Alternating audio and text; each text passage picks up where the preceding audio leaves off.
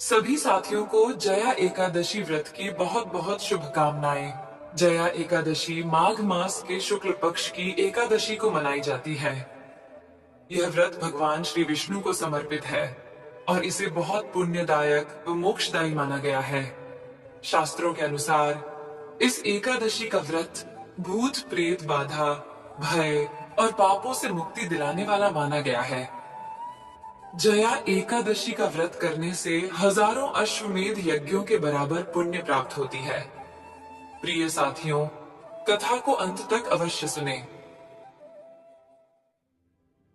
ये कथा है उस समय की जब नभ मंडल में तीनों लोकों में केवल एक ही स्वर गूंजता था, नारायण नारायण। और उस स्वर के वाहक थे देवर्षि नारद। वे अपने कर में वीणा लिए कभी कैलाश पर, कभी मृत्यु लोक में, तो कभी वैकुंठ में सदैव विचरण करते रहते थे। उनके मुख पर सदैव एक दिव्य हास्य क्रीड़ा करता था और उनकी वाणी में सदा परमानंद का वास था। परंतु आज उनका मुखमंडल मलिन था। उनकी वीणा निस्तब्ध थी, उनके नेत्रों से अश्रुधारा बह रही थी और उनका नारायण नारायण का उद्घोष किसी व्यथित करुण क्रंदन में बदल गया था। वे वायु वेग से अश्रुधारा बहाते हुए सीधे क्षीर सागर की ओर दौड़े, जहां उनके आराध्य सृष्टि के पालक भगवान श्री हरि विष्णु शेषनाग की शैया पर लक्ष्मी संग विराजमान थे। उनका हृदय विदीर्ण हो रहा था, मानो किसी ने तीखे बाण से उनके अंतर्मन पर प्रहार किया हो।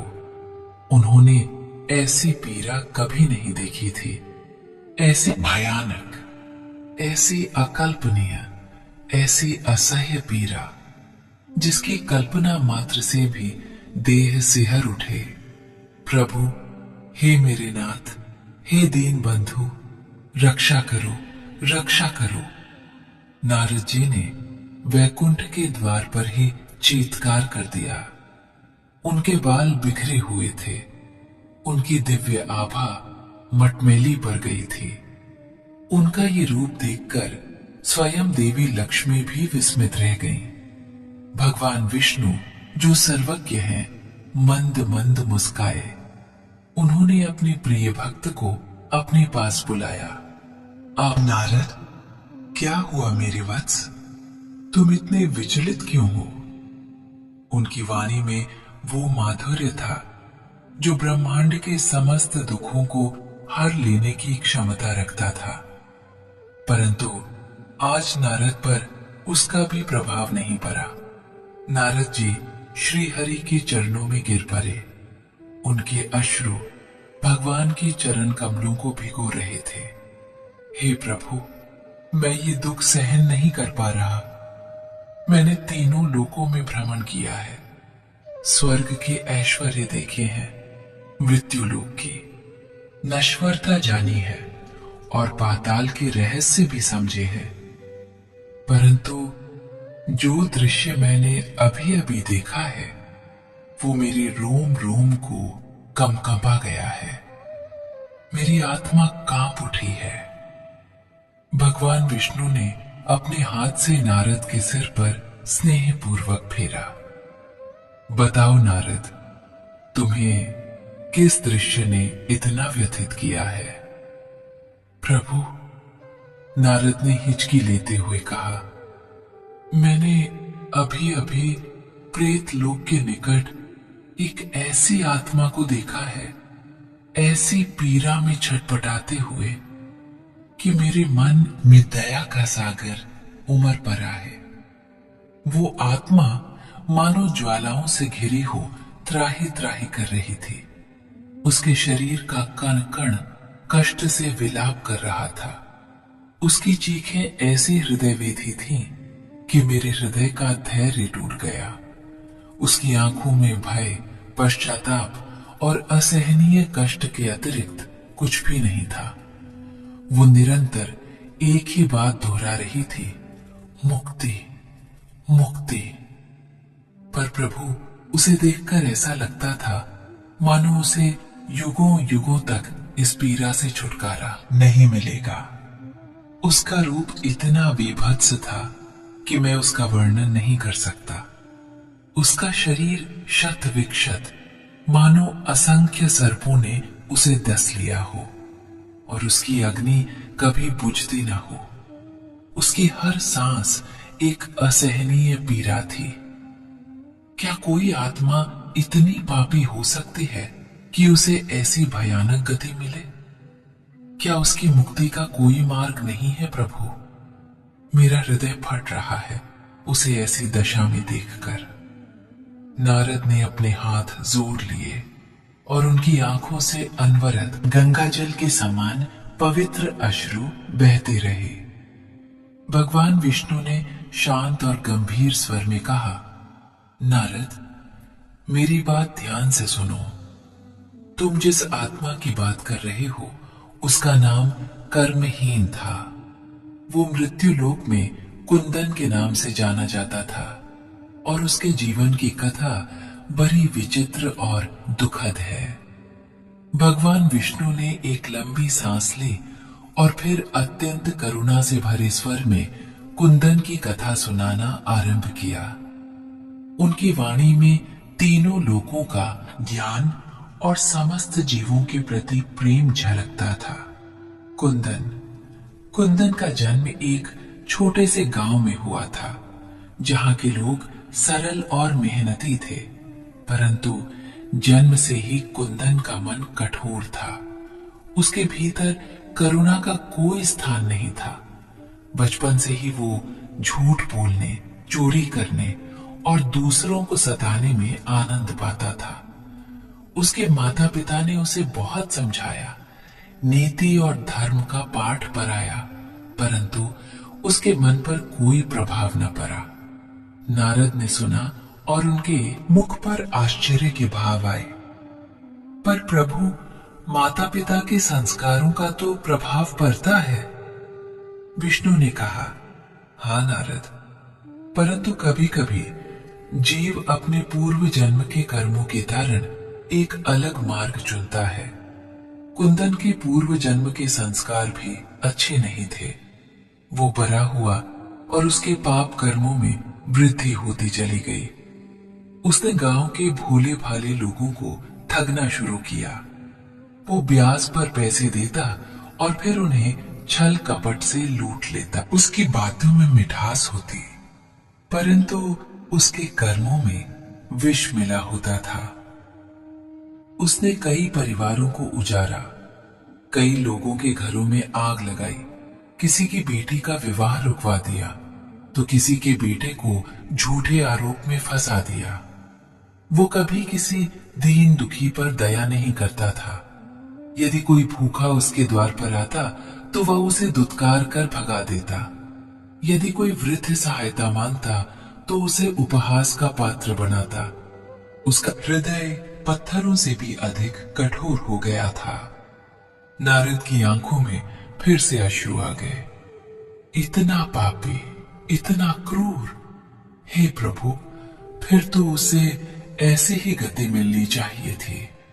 उनके स्वर में अब क्रोध और दुख का मिश्रण था। भगवान विष्णु ने अपनी मधुर मुस्कान बनाए रखी। रुको नारद, कथा अभी शेष है। कुंदन ने जीवन भर केवल अपने स्वार्थ के लिए जिया। वो धन के पीछे भागा और उस धन को अर्जित करने के लिए उसने कोई भी नीच कर्म करने में संकोच नहीं किया।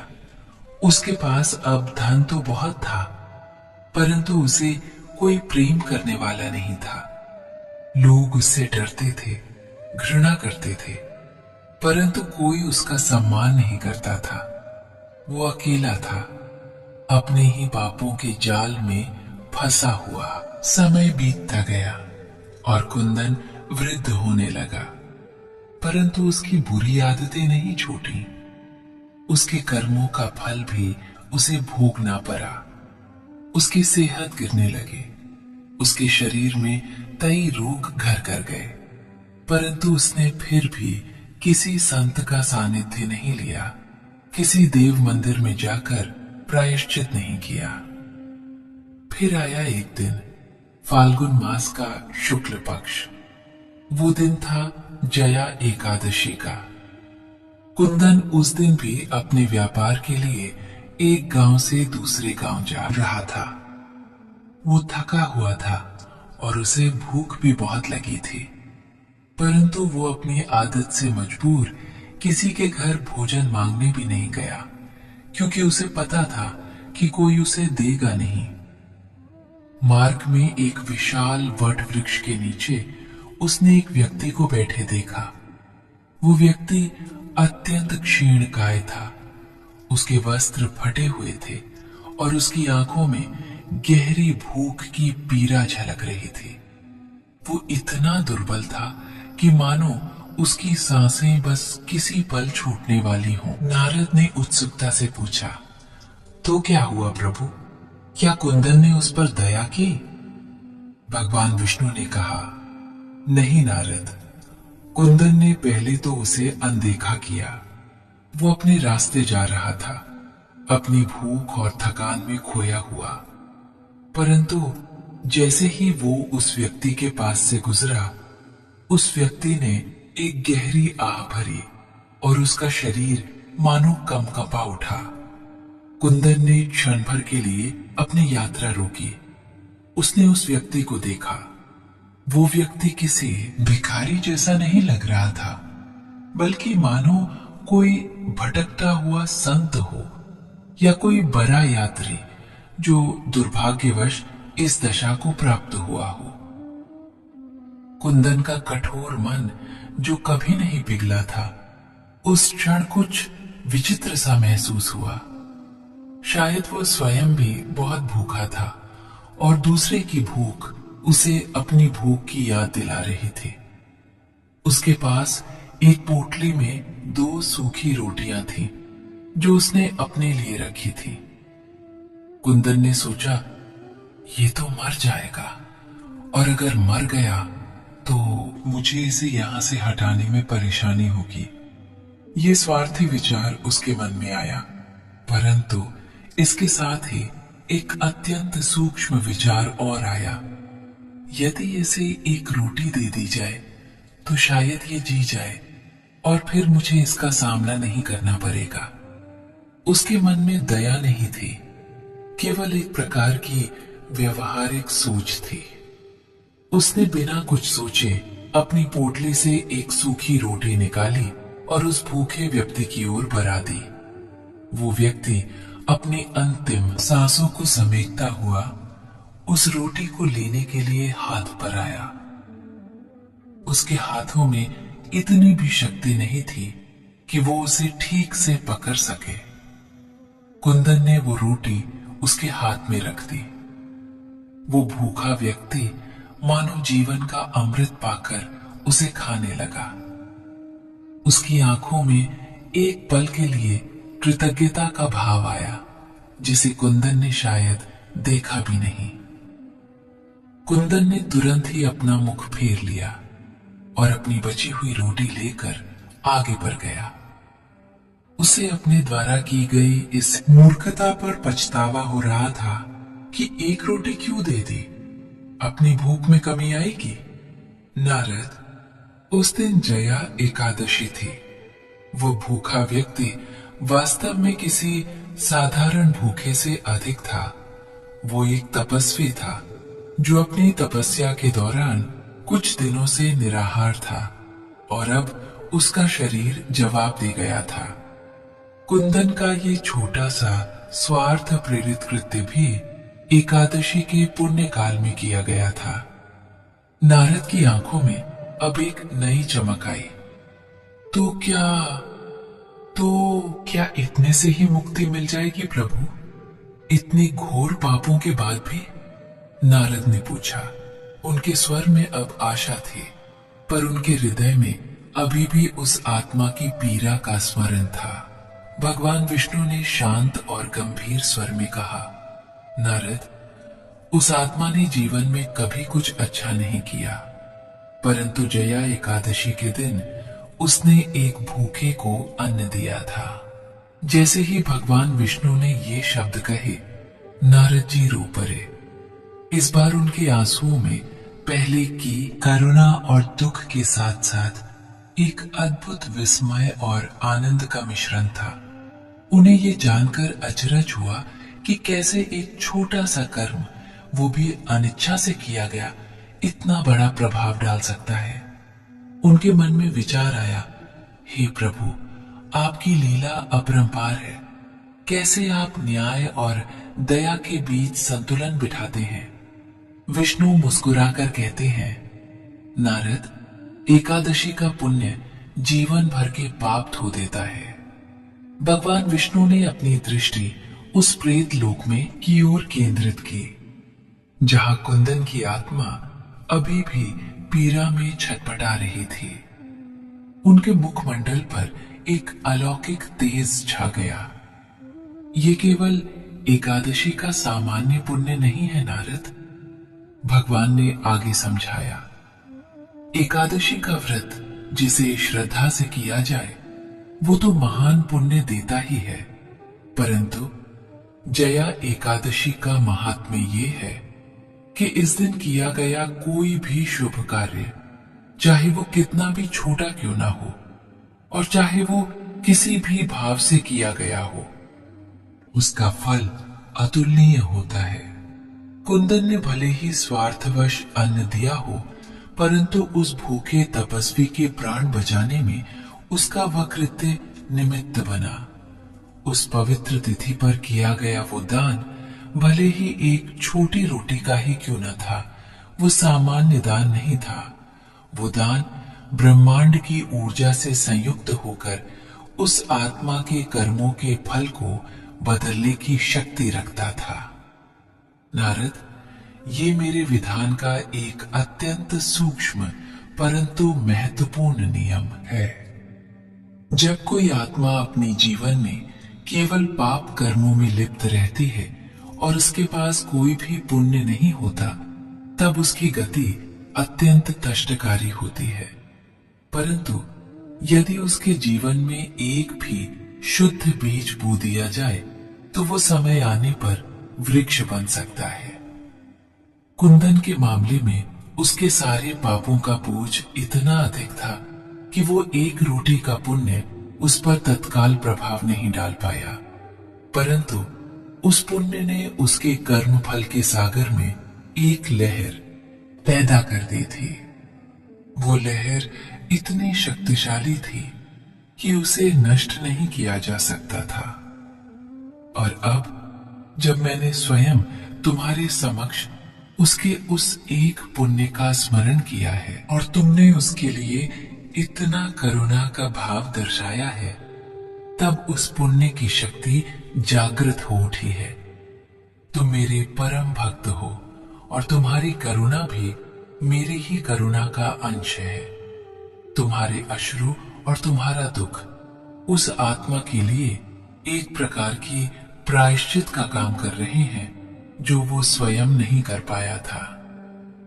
जैसे ही भगवान विष्णु ने ये शब्द कहे, नारद ने अपनी आंखों से देखा, प्रेतलोक में जहां कुंदन की आत्मा अभी भी त्राही त्राही कर रही थी, वहां एक अद्भुत प्रकाश पुंज उत्पन्न हुआ। वो प्रकाश इतना तीव्र था, इतना शुद्ध था कि उसने क्षण भर में उस समस्त अंधकार को निगल लिया जो कुंदन की आत्मा को घेरे हुए था। कुंदन की आत्मा जो क्षण भर पहले विभत्स रूप में थी, अब परिवर्तित होने लगी। उसकी त्वचा पर परी काली कालिमा हटने लगी, उसके घाव भरने लगे। उसकी आंखों में जो भय और पीड़ा थी वो धीरे धीरे शांत होने लगी। उसकी चीखें जो अभी तक करुण और भयानक थीं, अब एक मीठी हल्की आह में बदल गईं, जो मुक्ति की आहट थी। नारद ने अपनी आंखें मलते हुए उस दृश्य को देखा। ये क्या हो रहा है प्रभु? उनके मुख से विस्मय का उद्घोष निकला। भगवान विष्णु ने मुस्कुराते हुए कहा, देखो नारद, एकादशी का पुण्य अपना प्रभाव दिखा रहा है। तुम्हारे हृदय की करुणा और मेरी वाणी का स्पर्श उस पुण्य को फलित कर रहा है। कुंदन की आत्मा, जो अभी तक किसी बंधे हुए पशु की तरह छटपटा रही थी, अब अपने बंधनों से मुक्त होती दिख रही थी। उसका शरीर, जो शत विक्षत था, अब एक दिव्य रूप ले रहा था। वो आत्मा अब पहले जैसी नहीं थी, बल्कि एक शुद्ध तेजस्वी आत्मा में बदल चुकी थी। उसके मुख पर अब पश्चाताप की छाया नहीं थी, बल्कि एक शांत स्वर्गीय आनंद का भाव था। वो आत्मा, जो अभी कुछ क्षण पहले अपने पापों के बोझ से कुचली जा रही थी, अब धीरे धीरे ऊपर उठने लगी। प्रेतलोक की सीमाएं उसके लिए विलीन हो गईं। वो स्वर्ग की ओर, प्रकाश की ओर, मुक्ति की ओर अग्रसर हो रही थी। उसकी आंखों से आनंद के अश्रु बह रहे थे और उसके मुख से केवल नारायण नारायण का ही स्वर निकल रहा था। वो उसी नाम का उच्चारण कर रही थी जिसे उसने जीवन में कभी नहीं लिया था, जिसे वो कभी समझ ही नहीं पाया था। नारद जी इस अद्भुत दृश्य को देखकर भाव विभोर हो गए। उनके नेत्रों से अब जो अश्रु बह रहे थे, वे दुख के नहीं, बल्कि परम आनंद और असीम कृतज्ञता के थे। उनके होंठ कांप रहे थे। उन्होंने अपने आराध्य भगवान विष्णु की ओर देखा और उनके हृदय से एक गहरी सांस निकली। प्रभु, हे मेरे नाथ, आपकी लीला अद्भुत है। आपकी कृपा अपरंपार है। नारद जी ने भगवान के चरण कमलों को पुनः छुआ। मुझे आज ये ज्ञान हुआ है कि आपकी दृष्टि में कोई भी जीव इतना पापी नहीं होता कि वो मुक्ति का अधिकारी ना हो। मुझे ये समझ आया है, इस छोटे से पुण्य का बीज भी यदि सही समय पर बोया जाए तो वो मोक्ष का वृक्ष बन सकता है। हे नारायण, आज मेरा रोम रोम धन्य हो गया। मेरा जीवन सफल हो गया। मैंने आज साक्षात देखा है कि आपकी करुणा की कोई सीमा नहीं है।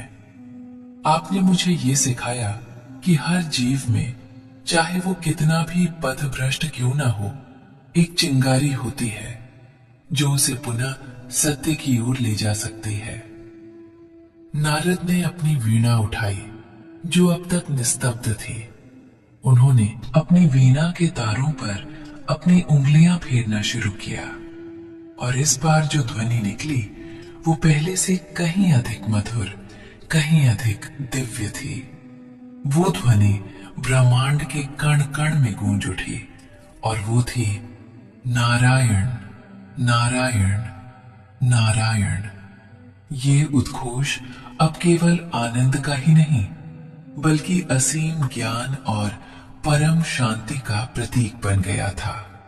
भगवान विष्णु ने मंद मंद मुस्कुराते हुए नारद को आशीर्वाद दिया। नारद, तुमने आज जीव के प्रति मेरी करुणा को समझा है। ये कथा तीनों लोकों में जाएगी और जो भी इसे सुनेगा उसे ये ज्ञान होगा कि जीवन में एक भी सत्कर्म कभी व्यर्थ नहीं जाता, विशेषकर जब वो किसी पवित्र तिथि पर किया गया हो। और हर मनुष्य को ये प्रेरणा मिले कि दान, करुणा और भक्ति का मार्ग ही जीवन का अंतिम सत्य है। प्रिय साथियों, इसी के साथ जया एकादशी की ये पावन व्रत कथा यहाँ पूर्ण होती है। हम सभी जया एकादशी के चरणों में प्रार्थना करते हैं कि उनकी दिव्य कृपा सदा आप सब पर बनी रहे। जय श्री हरि। जय हो माता जया एकादशी।